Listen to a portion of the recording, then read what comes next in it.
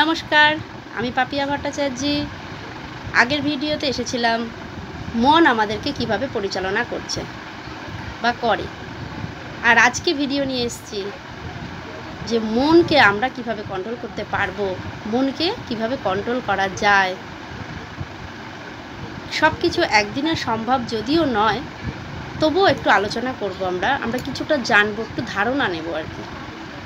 তো তোমরা ভিডিওটা যদি ভালো লাগে প্রত্যেকটা বন্ধুর কাছে শেয়ার করো, যাতে তারা উপকৃত হয়। লাইক কমেন্ট করতে ভুলো না কেমন লাগছে। আর আমি যেহেতু নতুন, তোমরা আমাকে অবশ্যই বেশি বেশি করে ফলো করো। তোমরা আমাকে ফলো করো, আমার পাশে তোমরা থাকো, আমিও তোমাদের পাশে থাকবো। তো শুরু করছি কিভাবে মনকে আমরা কন্ট্রোল করতে পারি। বলা হচ্ছে যে মনকে কন্ট্রোল করতে গেলে আমাদেরকে কি করতে হবে? বসতে হবে এক জায়গাতে। মনের ভেতরে কি চলছে আগে দেখতে হবে। মনকে যদি বশে আনতে হয়, কাউকে যদি বশে আনতে হয়, তাকে আগে জানতে হবে। আমরা কেউ মনকে কিন্তু চিনি না, তাই মন আমাদেরকে কিন্তু এত ঘোরায়। যে আমাদেরকে সবসময় ভুল পথে চালনা করে, সর্বক্ষণ আমাদেরকে ঘুরিয়ে নিয়ে বেড়ায়, বিপথে চালনা করছে সর্বক্ষণ, আমরা এদিক ওদিক দৌড় করাচ্ছি। আমরা যদি জানতে পারি যে কে করাচ্ছে, তাহলে কি সে আর আমাদেরকে দৌড় করাতে পারে না। ঠিক তেমনি মন আমাদেরকে দৌড় করাচ্ছে, আমরা কিন্তু বুঝতে পারছি না, চিনতেও পারছি না মনটা কি, কোথায় মন আমাদের কিভাবে চালনা করছে, আমরা চিনতে পারছি না।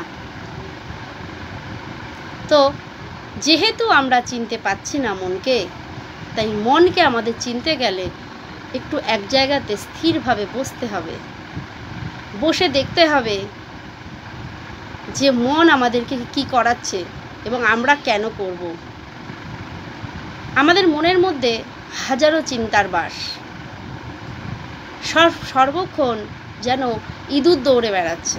চোখ বন্ধ করে যদি আমরা বসি, এগুলোই দেখতে পাবো, একটার পর একটা চিন্তা আমাদের ভেতরে কিন্তু রয়েই গেছে সর্বক্ষণ। কিন্তু এই চিন্তা একবারে আমাদের কখনো নাশ হবে না।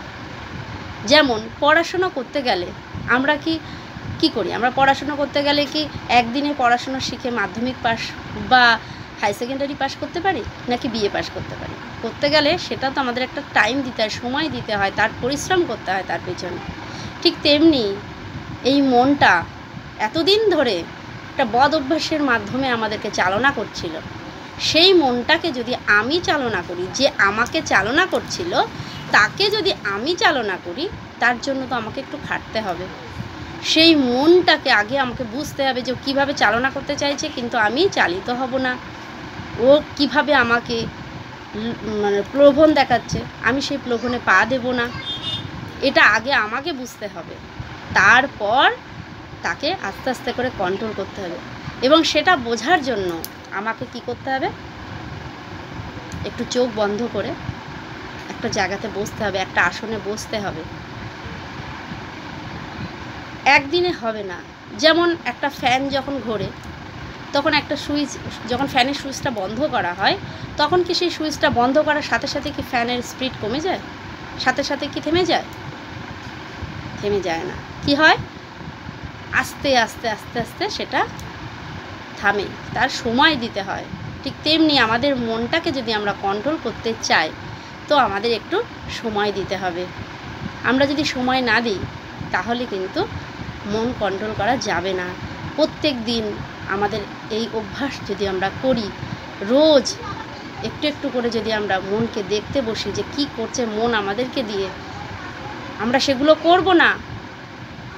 সেটার জন্য আমাদেরকে এক জায়গাতে বসতে হবে স্থিরভাবে, তবেই কিন্তু এটা সম্ভব।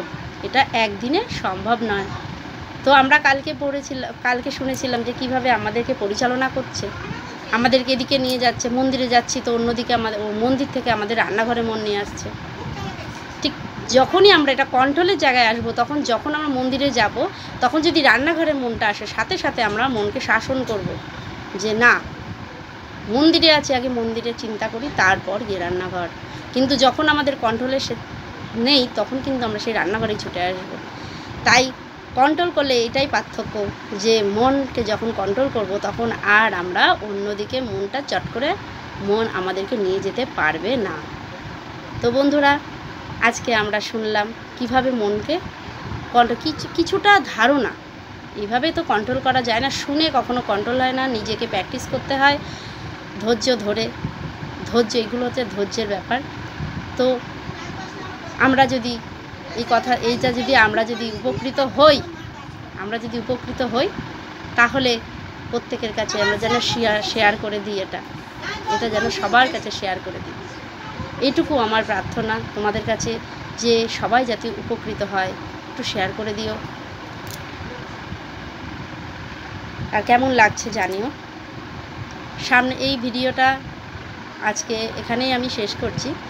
সামনের দিন আবার নতুন কোনো ভিডিও নিয়ে আসবো তোমাদের মাঝে। কেমন লাগছে বন্ধুরা বলো। জয় ভগবান। আর আজকে যা শিখছি, যা বলছি, সবই কিন্তু সেই আমার গুরুর দেওয়া বিদ্যা। তাই তার চরণে প্রণাম জানিয়ে আজকে ভিডিওটা শেষ করছি। জয় ভগবান। সবাই ভালো থাকবেন, সুস্থ থাকবেন।